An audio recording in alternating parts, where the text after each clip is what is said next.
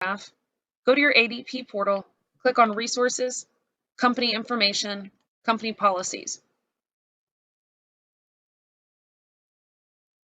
Scroll until you see 3-07, and here you will find the travel regulations and reimbursement policies. You can print or download this policy here.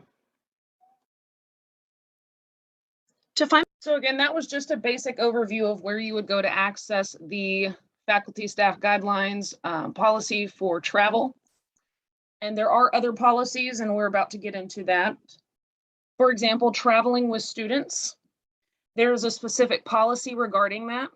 There are also specific forms if you are traveling with students. Once you log into ADP, click on Resources, then Company Information, Company Policies. To find the policy related to traveling with students, you're going to want to look at 3-11. From the screen, you can print or download this policy. Scrolling down to number 4, you'll see the section on transporting students here. It discusses the need to have a permission slip for students involved in this travel. You can also find those forms on ADP. To find the forms needed for traveling with students, click on Resources, Company Information, and go to Forms Library. If you scroll down, you will find the release and permission form for 18 and over, and also the release and permission form for under 18. Please make sure you're filling out the correct form for the students involved in the travel. Faculty members traveling with students will also need to complete a travel authorization form. You can find that here. Upon returning, if there's any expenses, you will use a travel voucher, which can be found here. So that was a basic overview of the policy and process needed to travel with students. The next part we're going to talk about is clinical travel. Different departments have adjuncts and faculty that will travel for clinical purposes. There is a policy to follow. There are specific forms for departments, and then we'll also talk about how to submit those forms. With clinical travel, departments can be different. For example, the nursing department has a different sheet and procedure than the education department does. So, for example, the nursing department, their forms are to be filled out in a certain way and submitted to the department for review and signature, and then to me. Those can change from department to department. So if you think that you have clinical travel involved in your position, make sure you reach out to your department to find the best way to submit that travel. And we will get more into this policy later on. There's also faculty staff support and development funding. That's the FSD funding.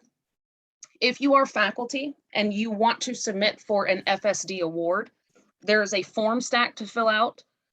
You also fill out the travel authorization and the travel voucher in this process.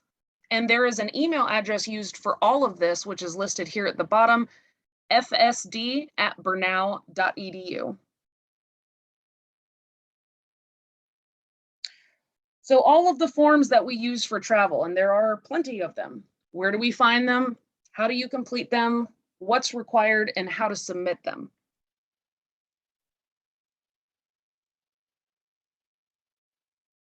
This is the updated travel authorization request form. It is a request for authorized travel, not a guarantee of travel or reimbursement. Please fill the form out in its entirety, including your name, department, travel information, including your estimated costs. Any conference fees, parking fees, anything like that, you can include under other expenses. Total them up here and let us know whether or not you plan to use a Brenau purchasing card. List any funding you're receiving from outside sources, total amount you'll be funding yourself, any amount funded by the department along with the PO number, and any amount requested from faculty support and development. You'll need your signature, your supervisor's signature, your vice president's approval, and if over $1,000, the executive VP and CFO approval. So this form is going to be used by anybody who travels, whether it's for an FSD award, student travel, things of that nature. This will be something you fill out regardless. This is the updated travel authorization. This is the current travel voucher. This form is used to request reimbursement for travel expenses. Please make sure you fill this out with all of the information you have. Note here that the mileage reimbursement rate has been updated for 2021 to 56 cents a mile. Please also note that meals are not included with any faculty support and development travel awards. Under miscellaneous expenses, you can list again any conference registration fees, parking expenses, name badge expenses, etc. If you have already submitted a signed travel authorization request form, the only signature needed on this form will be yours. Please be reminded that if you are requesting reimbursement for mileage, you have all of the maps to accompany your mileage detail. They must include your start location, your ending location, and the total mileage. If you are using this form to request reimbursement for clinical travel, please be sure to touch base with your department and see if they have any specific sheets for you to fill out regarding your travel information.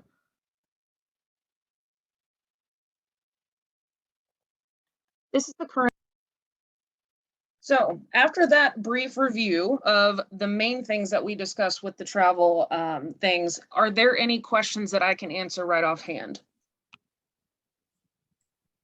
Yeah, I have a question. Oh, sorry. I saw in the last clip that we just watched, it said that you, for the travel voucher, you only need the employee signature in what circumstance?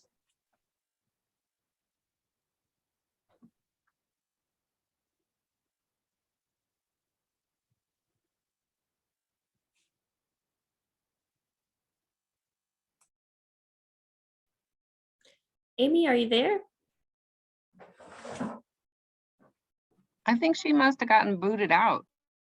I can still see her, but maybe she's having some mic issues after she switched back from sharing her screen. Sorry, all. I think I'm back. There she is. Okay, I'll ask again.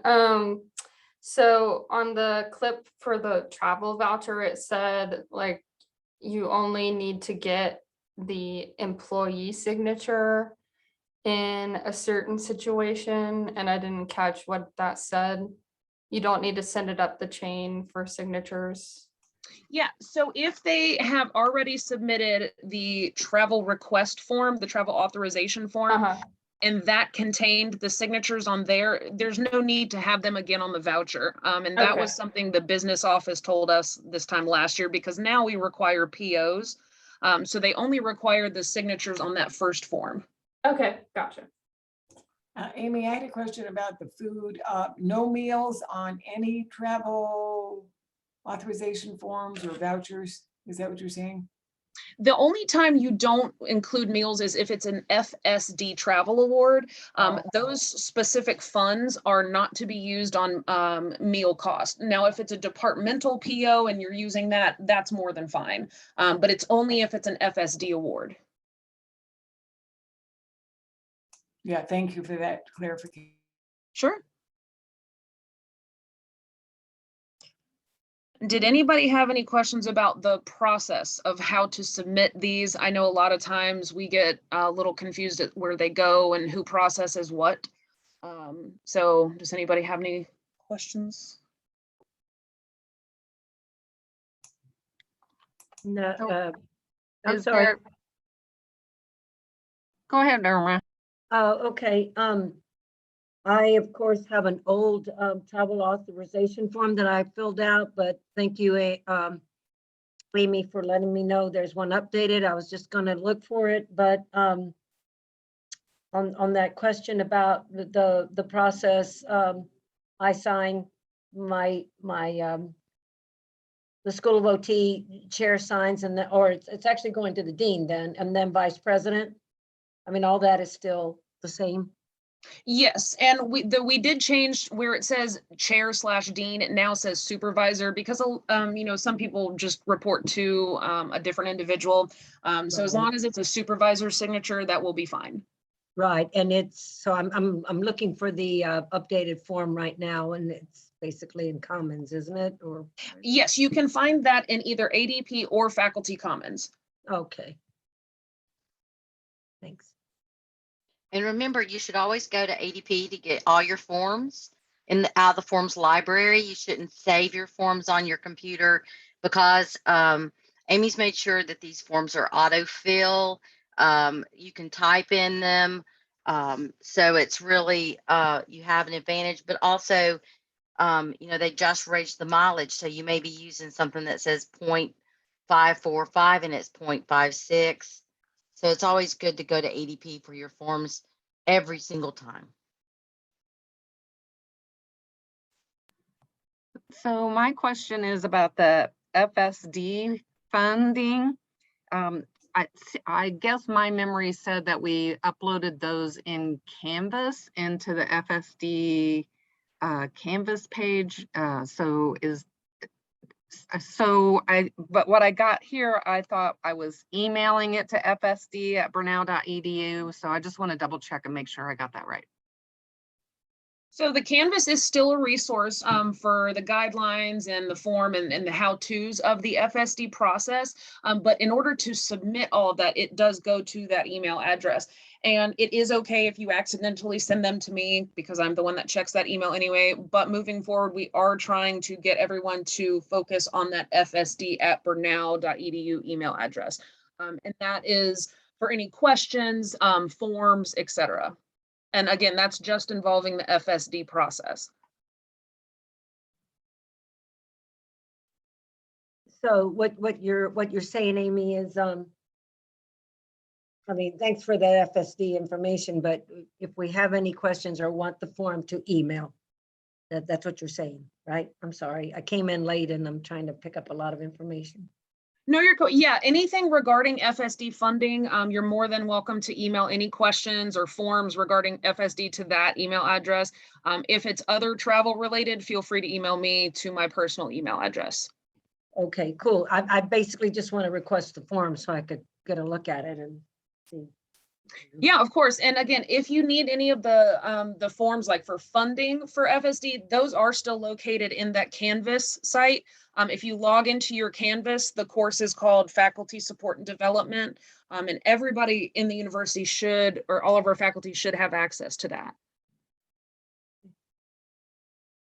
The one thing I wanted to stress, which I did not include in my video, and I probably should have, when you submit anything on that travel voucher, if it is something you paid for with a credit card, the receipts that you submit for reimbursement must contain a visible documented last 4 digits of the credit card used. A lot of people will submit receipts that don't contain a method of payment or the last 4 digits of the card. And unfortunately, I'll have to send it back to them and request that. So anytime there's a credit card used, make sure the last 4 digits of that card are visible on the receipt. Are you speaking about a Brenau credit card or a personal credit card? Both. Regardless of the method of payment, we need to be able to verify it because if you're submitting for personal reimbursement, we need to verify it was not a Brenau card you used. If you used a Brenau card, we need to verify that the PO we submitted for BB&T reimbursement is going to match the charge.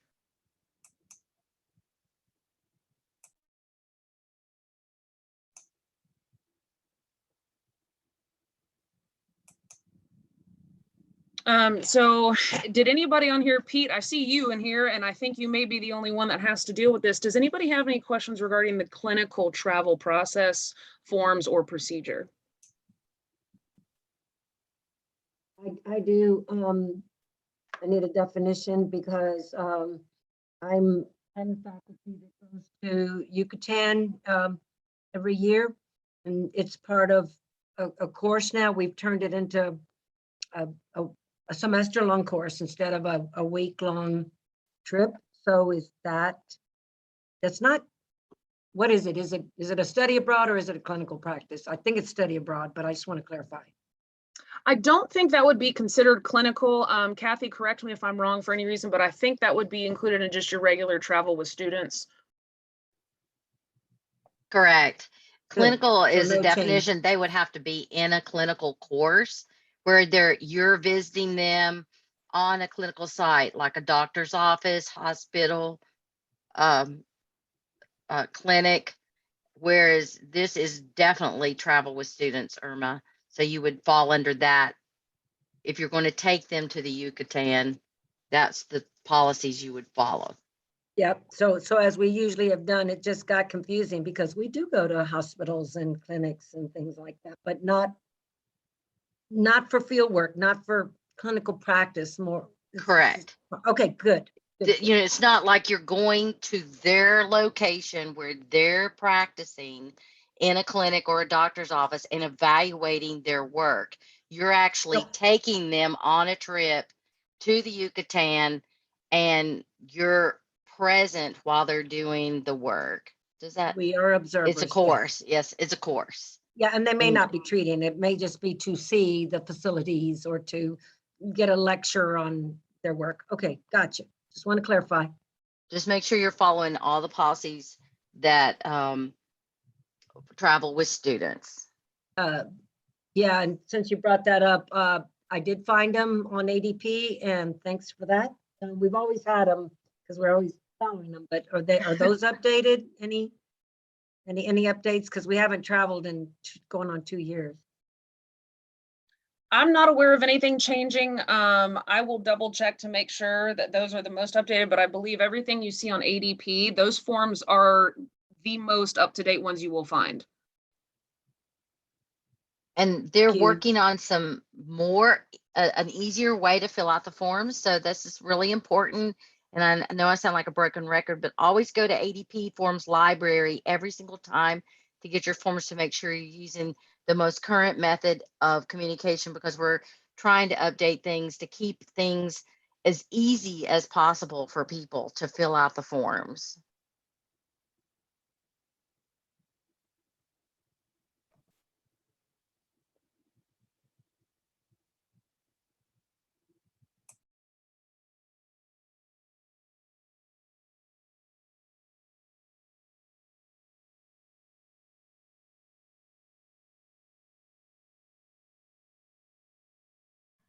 So Amy, this question comes just from hallway conversations. If a faculty member is attending a conference and they have One not other thing, I guess, that has now come.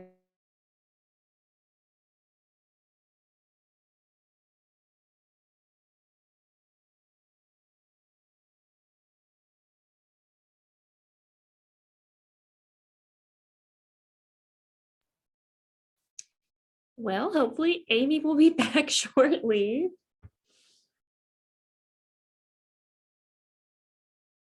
Let's see.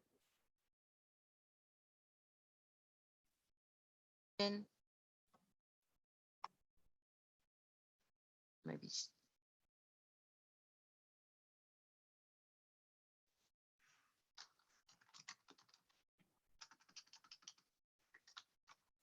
While we're waiting, I was going to ask if, how do we get the recording since I popped in a little late? Will that be emailed to us or do we request it from? We will put it in the update. Thank you. Yes, you're welcome.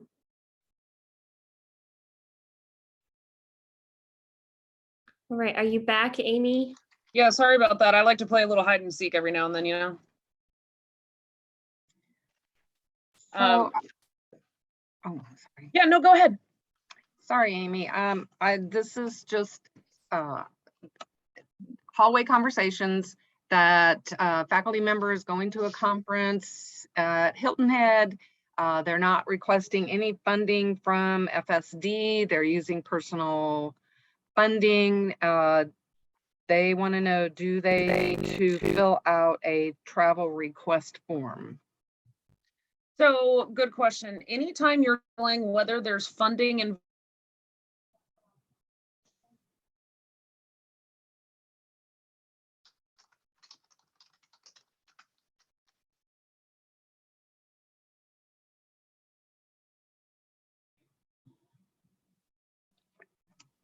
I think you cut out again, Amy, because we can't hear you.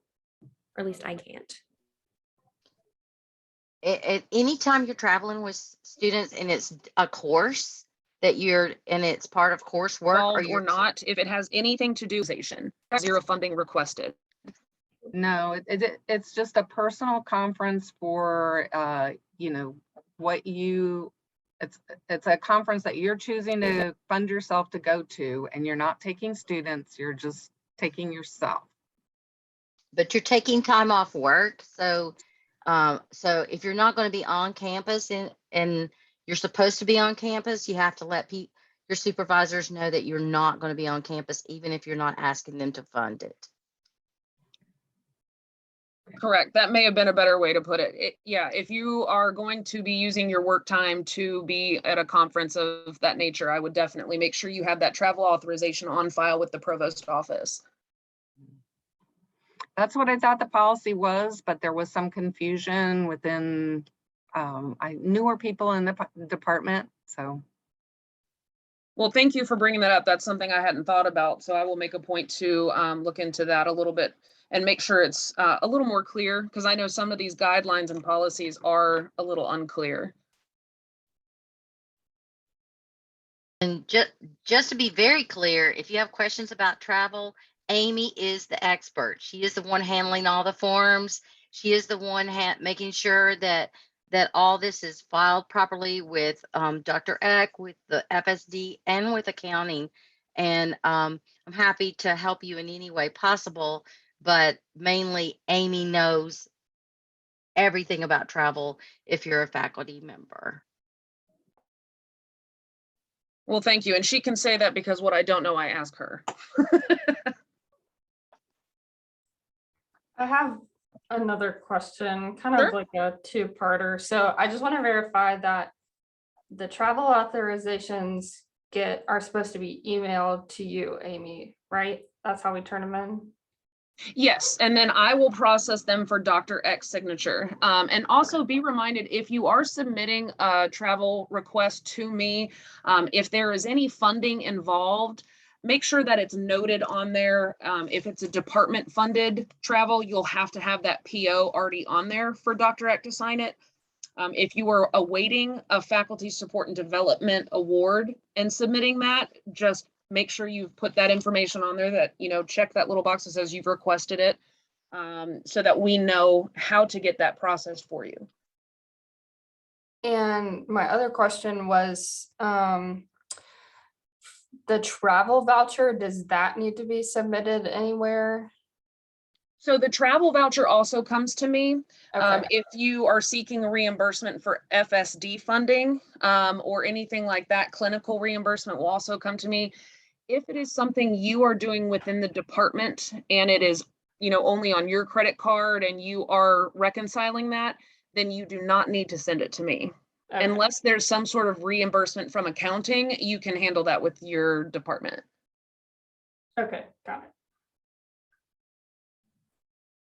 So just to be very clear, clinical reimbursements that are coming from Dr. X account, like in nursing, like in education, those have to go through Amy.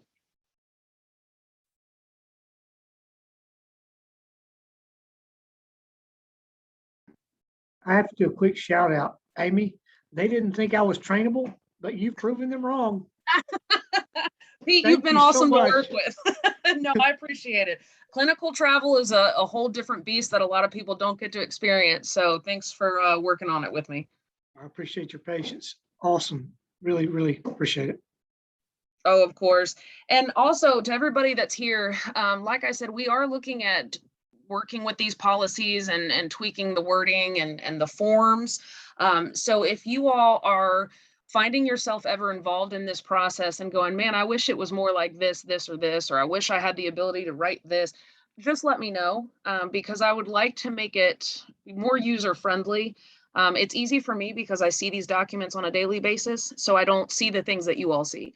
If you have any suggestions about the process, the policy, or the forms, send me an email. I would love to know.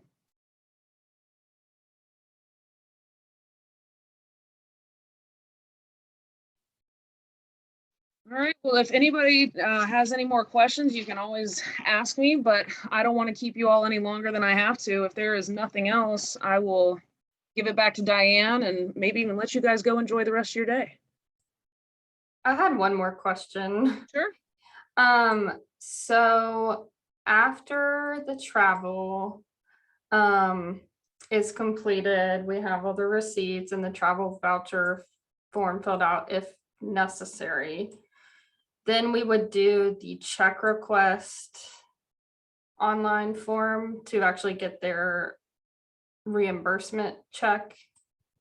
Good question. So a couple of things to touch on that. If you are an employee with Brenau and you have never received a reimbursement for travel or mileage or anything like that, we're first going to need to set you up in our system as a vendor. And I'm sure most of us have had a little experience with that.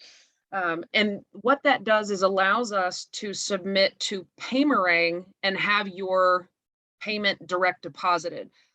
So if it is your first time getting a reimbursement, the process takes a little bit longer and is a little bit different. Once you are in the system as a vendor, if they are submitting for reimbursement, and again, it's done through the department with your all's account and your all's credit card, you would just submit that PO and it would pay that individual.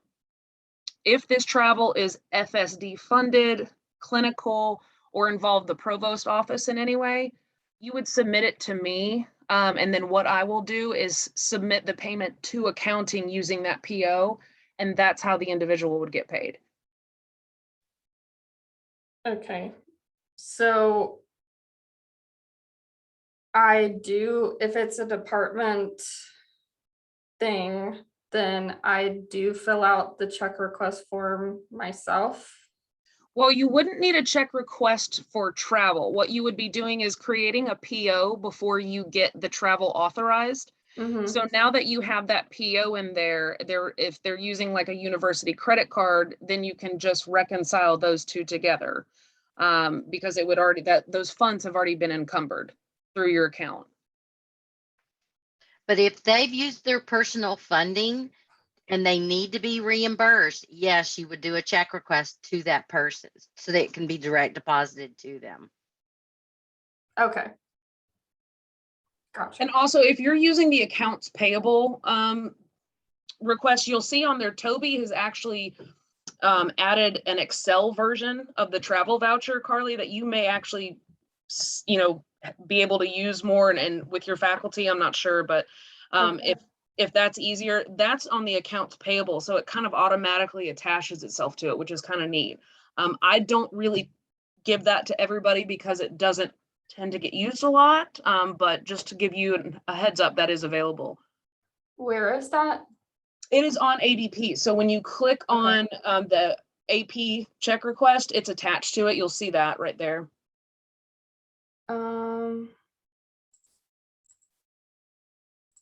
Okay, I'm on it. I just don't see it on the check request form. Let me open mine up real quick too, so I know what I'm looking at here. I Okay. say it, but again, I see it so often. Maybe I'm thinking wrong.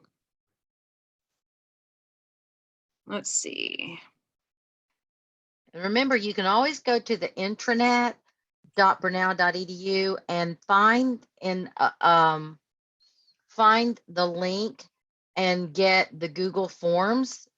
There's also a link on Faculty Commons that says commonly used form stack links. And if it's a form stack, then it's on that link, usually for accounting and other departments.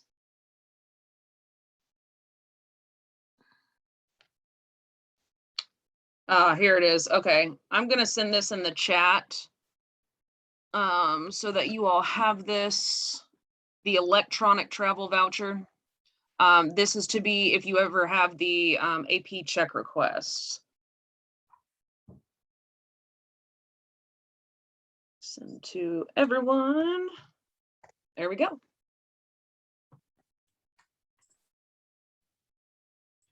Amy? Yeah. Is a PO number the same thing as a general ledger number? I think, excuse me, I'm pretty sure the GL number is the account number. Am I Yes, incorrect ma'am. on that? That's how I understand it, to be an account number, but so I'm sitting here going, it's not the same, but I want to make sure. You know? No, you're right. So the GL number is what you use to create the PO from. So the PO is encumbering the funds from that GL account. Summer should be able to help you with that. Oh, she has, it's my confusion, definitely not Summers.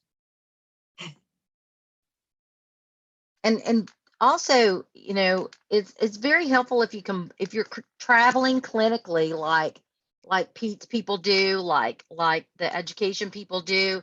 It's very helpful if you combine, you know, not send a $6 request, a $15 request. If you can do that every 3 to 4 weeks, send in all your things at the same time. And this is why this Excel ledger sheet is being created, is so that you can put, you know, if you're traveling to 15 places in 1 month, you can put it all in one place, submit all your mileage, and then Amy can conveniently, you know, help you get one lump sum check instead of nickel and diamond accounting's direct deposit. And it's easier to keep up with too. Just a suggestion.